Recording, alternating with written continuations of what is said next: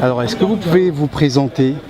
Ouais, je réponds au nom de Djedi Kakovi-Dieudonné, étudiant à la fac de droit et des sciences politiques, option sciences politiques de l'Université de Kara. Alors, quelles questions avez-vous posées à Alberto Olympio? J'aimerais savoir le plan de gouvernance qu'il a proposé pour le Togo au cours de son mandat. Et il m'a bel et bien dit que le plan qu'il a proposé, c'est le développement de ce pays. Et le développement passe par la technologie.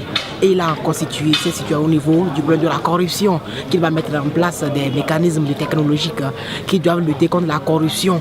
Et je vois même qu'il a un bon projet pour ce pays, parce qu'un pays pour se développer, pour la technologie, et supprimer tout mal nécessaire, tout mal qui ne doit pas intervenir pour ébranler le développement de ce pays. Donc je vois qu'il a bien répondu à la question et il a un bon plan pour ce pays. Et ensemble, nous allons réussir à construire le Togo. Au-delà du projet politique, comment avez-vous trouvé l'homme Alberto Olympio? En fait, j'ai trouvé M. Alberto Olympio comme étant un homme capable à diriger un pays. Et si lui-même se met à le faire, je suis sûr qu'il parviendra un jour à le faire. Alors, à titre personnel, vous avez souhaité vous engager à ses côtés, lui faire des propositions, lesquelles? Au fait, étant donné qu'il faut s'engager autour du programme, si ces programmes continuent toujours pas à me convaincre, je serai autour de lui. Mais au cas où ces programmes ne sont plus convaincants, là, je peux dérailler. Mais je souhaiterais ce qu'il propose des programmes qui peuvent convaincre des gens. Là, si ça arrive à convaincre des gens, je serai toujours à ses côtés. Alors, quelle est la proposition que vous pouvez lui faire dans l'immédiat? Qu'est-ce que vous attendez de lui? Quelle est la proposition que vous pouvez faire?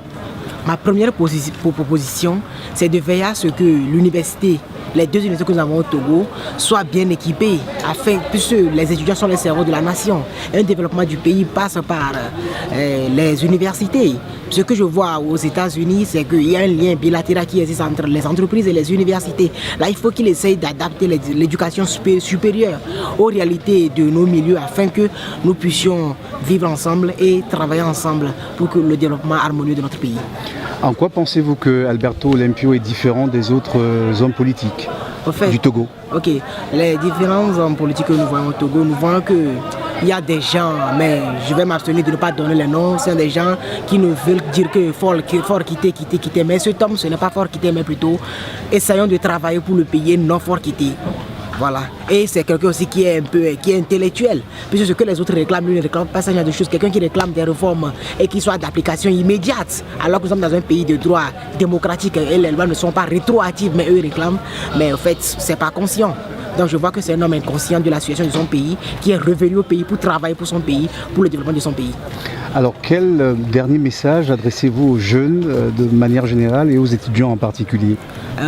Aux étudiants, ce que je peux les adresser comme message, c'est d'essayer de faire un effort d'analyser à chaque fois qu'ils écoutent un candidat qui veut se postuler pour les élections présidentielles, ils n'ont qu'à essayer de voir son plan de gouvernance. Parce que c'est pour le programme on vote et non pour la personne on vote. Merci beaucoup. Merci, de rien.